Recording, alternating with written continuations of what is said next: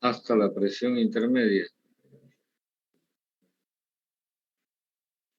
Y entonces en esa condición la mezcla 2 ingresa al separador y se logra la separación de este líquido saturado 5 y de este vapor saturado 6.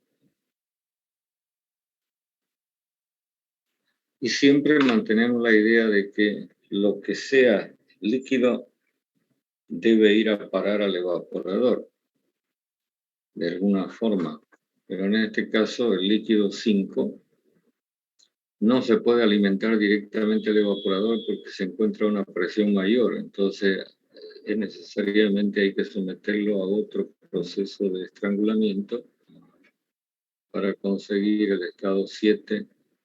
Y entonces sí, esta mezcla 7 se puede alimentar al evaporador para que se convierta en vapor saturado seco.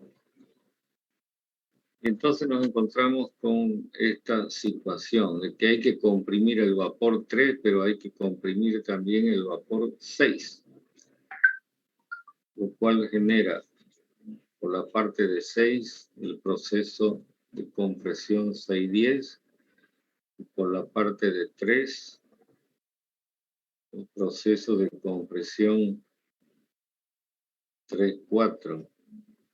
Y dijimos que 4 se mezcla con 10, porque están a la misma presión, se genera 11, que luego pasando por el condensador se convierte finalmente en 1. Esto fue lo que mostramos, ¿verdad? ¿Lo confirman? Ingeniero.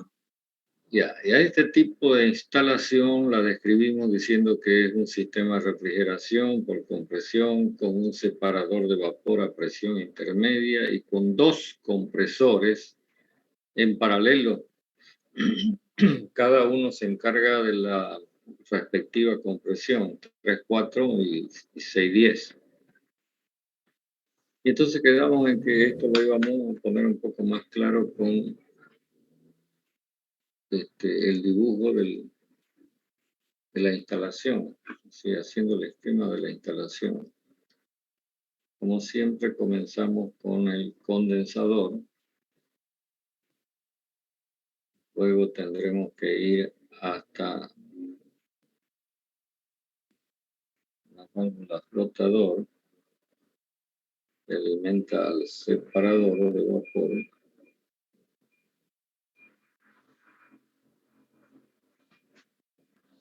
Y entonces de el separador de vapor obtenemos el líquido que debe ser estrangulado antes de ser alimentado al evaporador, el cual sale como vapor saturado. Voy a poner los números para que usted se ubique de mejor manera. Esto es 2 doble prima. Esto que viene por acá es el líquido saturado 5 proveniente del separador, y lo que viene por acá es 6 vapor saturado también proveniente del separador. 5 se estrangula hasta 7 para ser alimentado al evaporador, del cual sale en la condición 3. Y entonces así nos encontramos con la necesidad de comprimir 6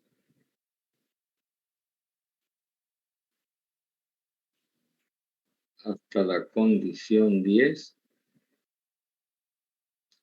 y comprimir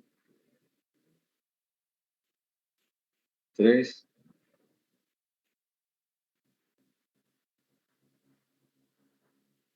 hasta la condición 4.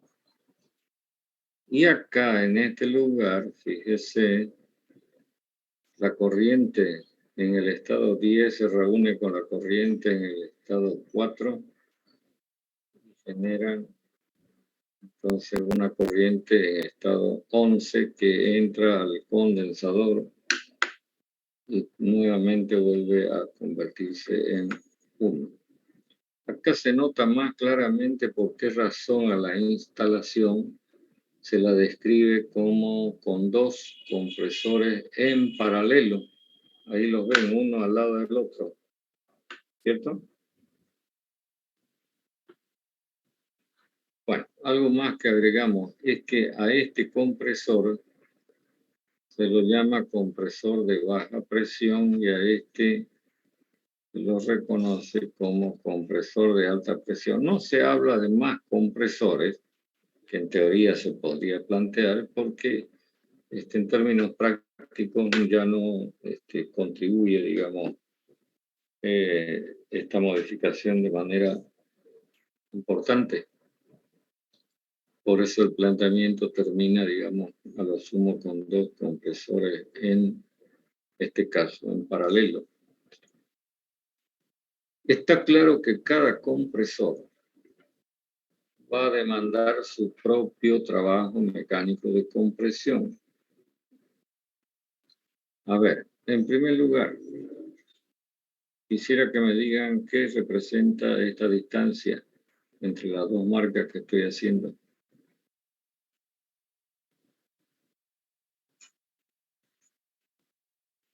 Estoy marcando la diferencia entre la entalpía. ¿Cómo? ¿El efecto refrigerante? El efecto refrigerante. Que como ven, ya no es desde acá hasta acá, como era en el caso del separador de vapor total. Por lo tanto, en el caso del efecto refrigerante tenemos un cierto grado de disminución del valor. Por ese lado, digamos, esta modificación nos está haciendo perder. Sin embargo, por el otro lado tenemos el hecho de que hay ahorro de trabajo mecánico, porque ya no todo el vapor tiene que ser comprimido desde 3 hasta 4. Hay una parte importante que es comprimido apenas desde 6 hasta 10. Y entonces, por este motivo, hay una disminución importante de trabajo mecánico y habría que contrastar. Eso lo pueden comprobar ustedes haciendo algún ejercicio. Y entonces tenemos trabajo del compresor de baja presión, que será igual a la entalpía 3 menos la entalpía 4, y el trabajo del compresor de alta presión, que será igual a la entalpía 6 menos la entalpía 10. Este trabajo mecánico del compresor de alta presión es mucho menor, primero por el salto de presión, como ven, que el otro entre 3 y 4, y en segundo lugar porque el proceso está a la izquierda. Yo no sé si ustedes han tenido la posibilidad de observar el diagrama pH. ¿Tienen el diagrama pH del freón? 12. Sí, ingeniero. Ya. En él, si lo tienen a mano, lo pueden ir mirando. Nos encontramos con que estas líneas, como las 3, 4, las 6, 10, que son líneas isoentrópicas, se comportan de la siguiente manera, digamos, entre dos presiones. Esta es una presión P y esta es una presión mayor P', y entonces las líneas, a medida que uno se mueve hacia la derecha, las líneas se van, digo siempre yo, abanicando así. ¿Lo ven? Entonces, si yo digo la distancia entre este punto y este punto medida acá, representa el trabajo mecánico a medida que entre estas dos presiones opere más allá, entonces observamos esto, ¿no? ¿Qué ocurre con el trabajo mecánico? Cuando Aumenta. el trabajo mecánico de compresión aumenta. Entonces está claro que mientras más a la izquierda esté el proceso de compresión en términos gráficos en el diagrama pH, como el caso 6-10 comparado con 3-4, va a significar ahorro de trabajo mecánico. Pero además hay una diferencia con el proceso 3-4, es el salto, esto que marqué por acá, el salto de presión, ¿no? Entonces hay un doble motivo que va a provocar ahorro de trabajo mecánico.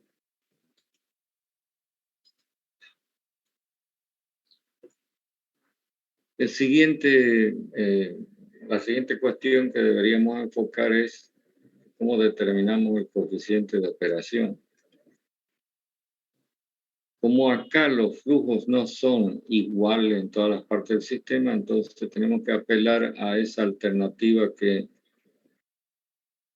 de definición del coeficiente de operación que, digamos, nos evita cualquier posible error de cálculo, usando como base de cálculo el tiempo. Por eso anotamos al coeficiente de operación como esta relación entre capacidad de refrigeración y potencia mecánica demandada por la instalación.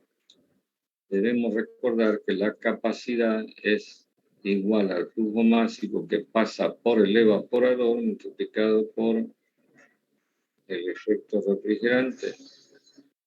En el caso de la potencia, lo primero que deberíamos anotar es que va a haber una potencia que va a corresponder al compresor de alta y otra potencia que va a corresponder al compresor de baja presión. Desglosando estos valores tendríamos el flujo másico del compresor que pasa, por supuesto, el compresor de alta presión por el trabajo del compresor de alta presión, que ya lo tenemos acá, H6 menos H sub 10. Y la potencia del compresor de baja presión va a ser igual al flujo másico que atraviesa el compresor de baja presión por su trabajo correspondiente, que lo tenemos acá. Por lo tanto, para hacer las cuentas del coeficiente de operación, la cuenta del coeficiente de operación, va a haber que reemplazar todo esto acá, en esta expresión. Ahora, el flujo másico que pasa por el evaporador, mirando el esquema de la instalación, es en realidad igual al flujo másico 5, igual al flujo másico 7, igual al flujo másico 3, igual al flujo másico 4. ¿Está claro eso? Es lo que cruza por acá. Mientras que el flujo másico que pasa por el compresor de alta presión es igual al flujo másico 6, pero también igual al flujo másico 10. Es lo que viene por acá. Y en lo que respecta al compresor de baja presión, este será igual que el flujo másico 3, igual que el flujo másico 4, y igual que el 5, igual que el 7. Es decir, lo que pasa por el evaporador es exactamente lo que pasa por el compresor de baja presión. O sea que es una fracción de lo que circula por el condensador. Y esto se debe al proceso de separación que se hace acá, ¿verdad? Bueno, quisiera saber si hasta ahí estamos siguiendo la cosa. Pregunto. No hay problemas, ¿no? Ingeniero, disculpe, yo no lo entendía. Ahí hay un estado 10 y el estado 11, hay un estado de más porque hay un estrangulamiento. No. Usted tiene la corriente. A ver, un ratito. O porque hay una mezcla que se juntan acá de 4 y 10. Es una mezcla. En realidad aquí, esto que marqué yo con línea de trazo, ¿lo ven? Lo estoy repintando. Esto es un volumen de control que tiene una entrada y tiene otra entrada y tiene una salida. ¿Lo ven? ¿Qué entra? Entra 10, entra 4 y sale 11. ¿Lo ve o no lo ve? Sí, ingeniero, gracias. Ya, y si quiere lo puedo poner así, el flujo másico 11, para que lo tenga más presente, va a ser igual al flujo másico 10 más el flujo másico 4. ¿Lo ven? ¿Se da cuenta, no? Es decir, en ese lugar, que es un punto de unión de dos flujos, se está provocando la mezcla de estas dos corrientes y el resultado es la corriente en el estado 11. ¿Está aclarado la cosa o no? Sí, ingeniero. Ya.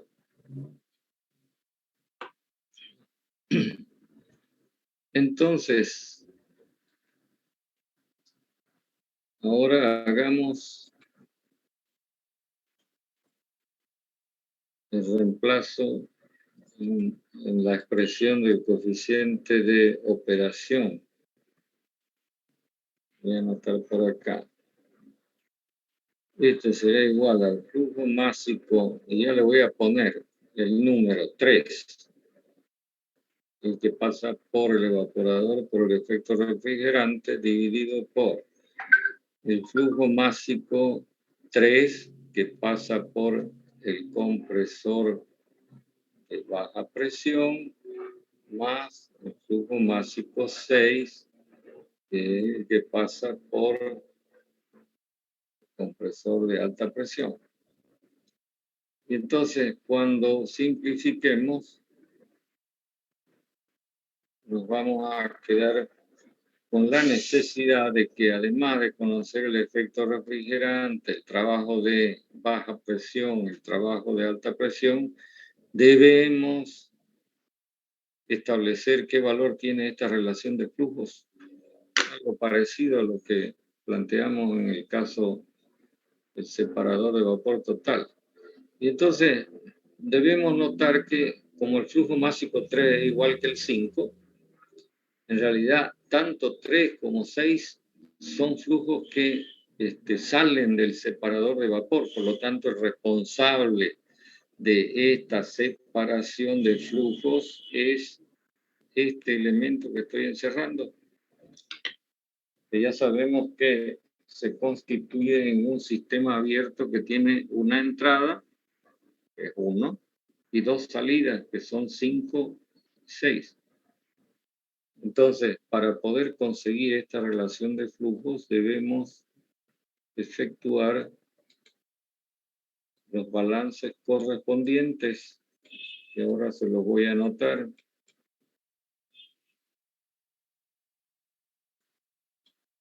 Fíjense que estamos prácticamente resolviendo el caso, claro, de forma literal, sin usar números, ¿no? Pero ustedes en la práctica, la ayudantía, ya podrán meterle números y comprobar lo que se va planteando como mejora en la instalación. Entonces, ingresando a este volumen de control, separador de vapor, válvula,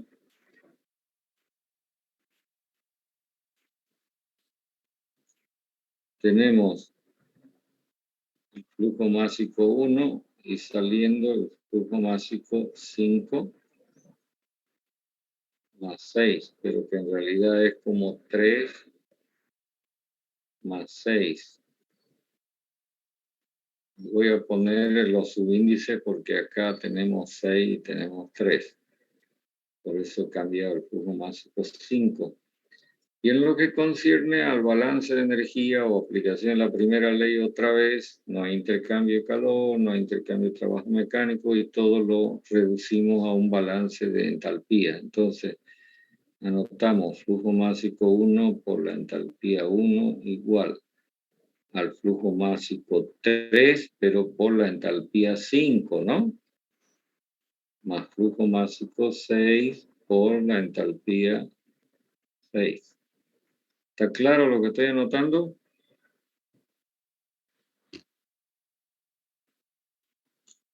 Sobre todo acá, presten atención. En realidad, lo que está saliendo del volumen de control es el flujo másico 5, que debe ser multiplicado por su propia entalpía, pero 5 es como 3. Lo anotamos acá. Entonces, lo que podemos hacer, porque andamos buscando estos dos flujos, digamos, relacionados, el 6 con el 3, es reemplazar este flujo másico 1 por su equivalente, que es 3 más 6. Entonces tendríamos 3 más flujo másico 6 por la entalpía del estado 1 igual a la flujo másico 3 por la entalpía 5 más 6 por 6.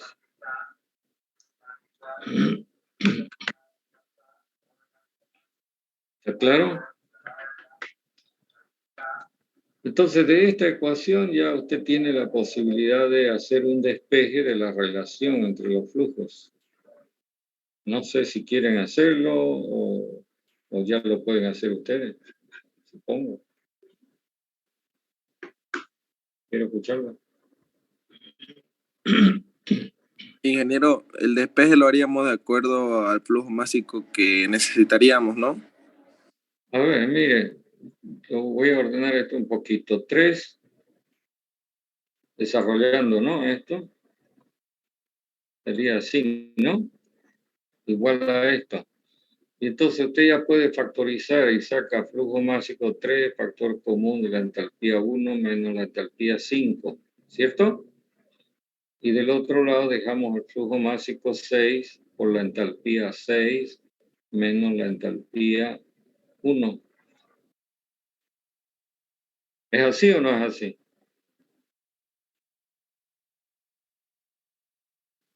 Sí, ingeniero. Ya, y entonces ya puede sacar la relación entre 6 y 3 en base a esta relación de diferencias de entalpía. Entonces, como siempre, acá, digamos, la información primordial es el dato de entalpía en cada estado, ¿no? Entonces, si usted ya lo conoce, entonces ya puede establecer esta relación de 6 a 3, hablo de los flujos másicos, y determinar el coeficiente de operación. Y podrá comprobar que esta posibilidad provoca un gran ahorro de trabajo mecánico que compensa la disminución del efecto refrigerante y mejora el coeficiente de operación de la instalación. Eso ya lo hacen ustedes como ejercicio, poniéndole números, ¿no? No sé, en la ayudantía, ¿qué están haciendo? Quisiera que me comenten.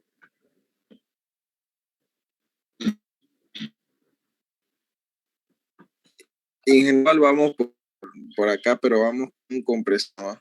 Ya.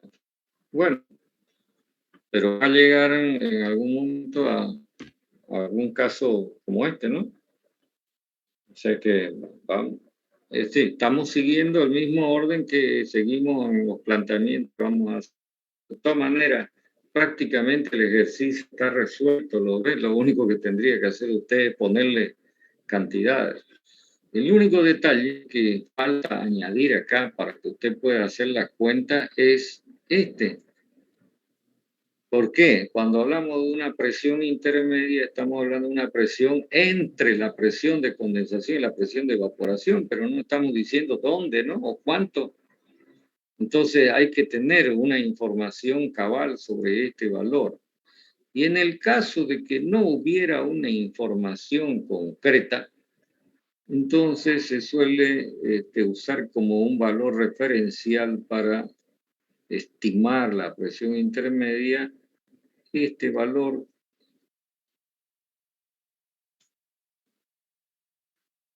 ¿lo ve? La raíz cuadrada del producto de la presión de condensación por la presión de evaporación.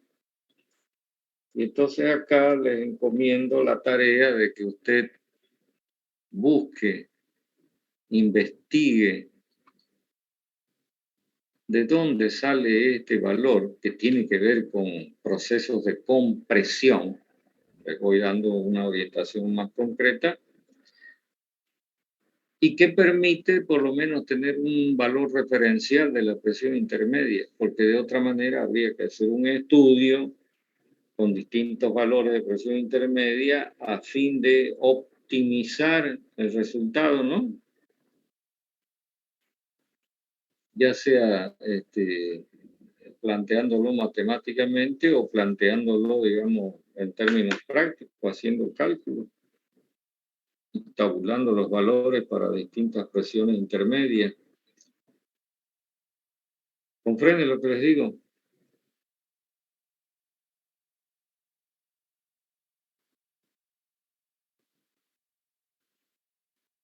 ¿Preguntas?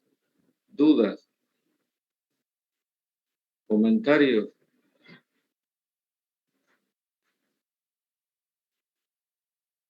Y otra vez, no me canso de repetirles que todo lo que estemos dejando pendiente lo tome en cuenta porque el día del examen se lo podemos preguntar.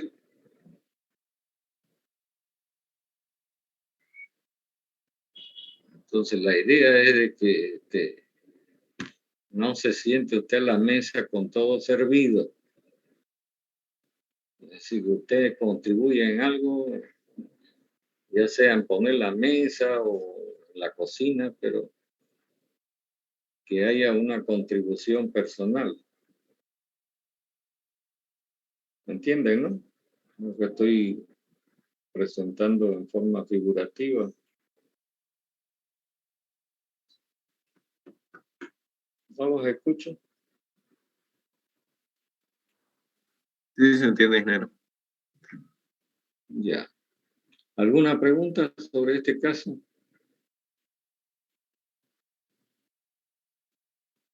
Porque enseguida voy a seguir planteando modificaciones que pueden contribuir en mejorar el sistema de refrigeración.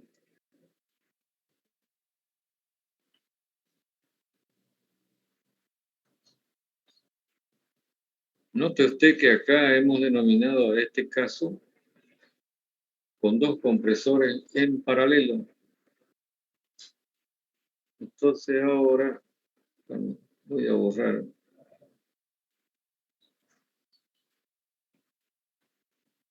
Voy a borrar todo lo que está acá a la derecha.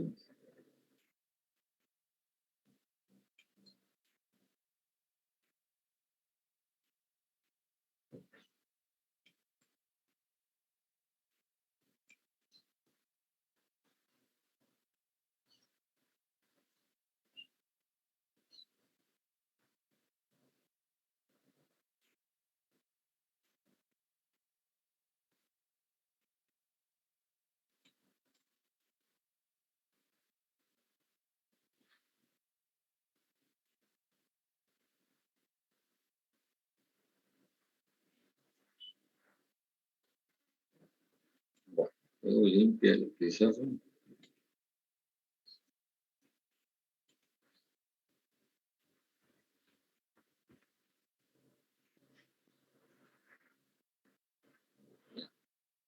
Fíjense que el compresor de baja presión, lo voy a plantear así, opera entre la presión de evaporación y la presión de condensación.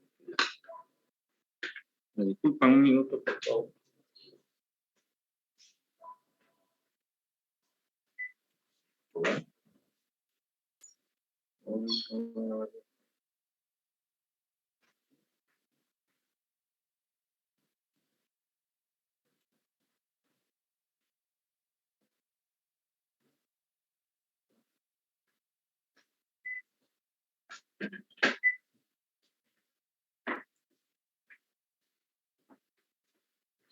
Prosigamos entonces. Estaba diciendo de que el compresor de baja presión comprime entre la presión de evaporación y la presión de condensación, mientras que el compresor de alta presión comprime entre la presión intermedia y la presión de condensación. Y resulta, como lo vamos a poder ver más detalladamente cuando estudiemos los compresores, que en todo compresor hay un parámetro característico que se llama relación de compresión.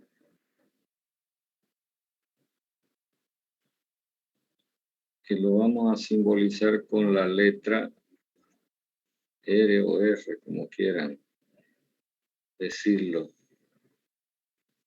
que se define en estos términos, donde el subíndice D significa descarga o salida del compresor y el subíndice A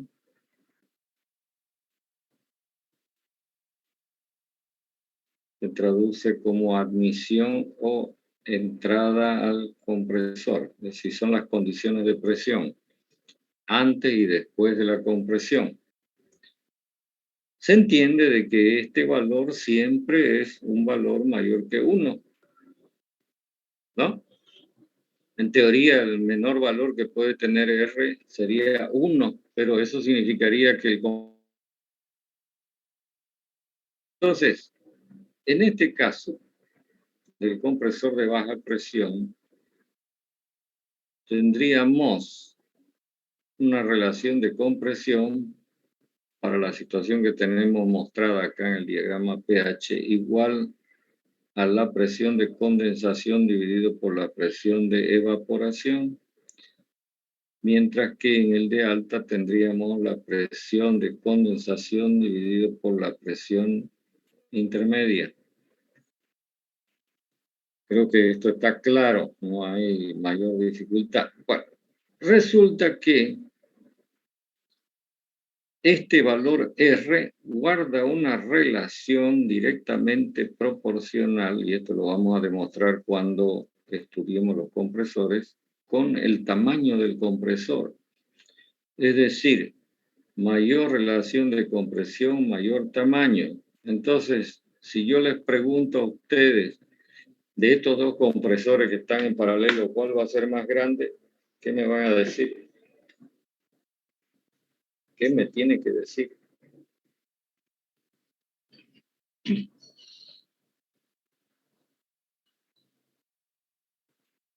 No los escucho.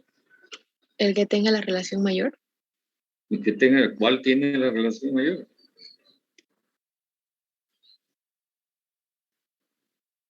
¿Cuál tiene mayor relación de compresión? ¿El de baja o el de alta?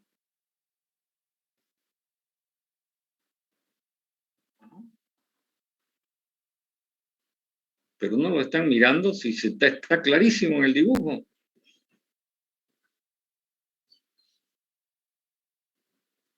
¿Lo ven o no lo ven? Sí se ve, ingeniero. Entonces, el compresor de baja presión va a ser un compresor de mayor tamaño, justamente por este motivo que estamos planteando acá, que el compresor de alta presión, por supuesto en términos relativos, ¿no? Y entonces una de las ideas que vamos a manejar el próximo día es cómo tratar de que este compresor no resulte tan grande, porque un compresor grande significa un compresor de mayor tamaño, significa un compresor más caro. ¿Ok? Entonces, por ese lado es que vamos a plantear una posible mejoría. ¿Ok? Lo vamos a dejar acá para no dejarlo la cosa a media y tener que volver a repetir otra vez el próximo día. Así que si tienen alguna pregunta de todo lo que hemos conversado hoy, quisiera escucharla. Ingeniero, disculpe una duda. ¿Sí? ¿Ponemos un tercer compresor implicaría mayor costo? Por supuesto, pues, mientras más equipamiento ponga en la instalación, el mayor costo. Y eso necesita a cambio también un beneficio, ¿no? Y si ese beneficio ya no satisface, entonces ya no tiene sentido que usted agregue más cosas, ¿no? ¿Comprende lo que digo? Sí, Gracias. Bueno, quedamos entonces acá. Lo volvemos a retomar el asunto el próximo día, martes sería, ¿no? Después del feriado. ¿Listo?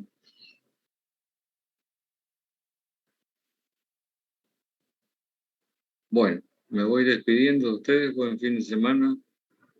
Hasta luego, ingeniero. Hasta luego. Ingeniero.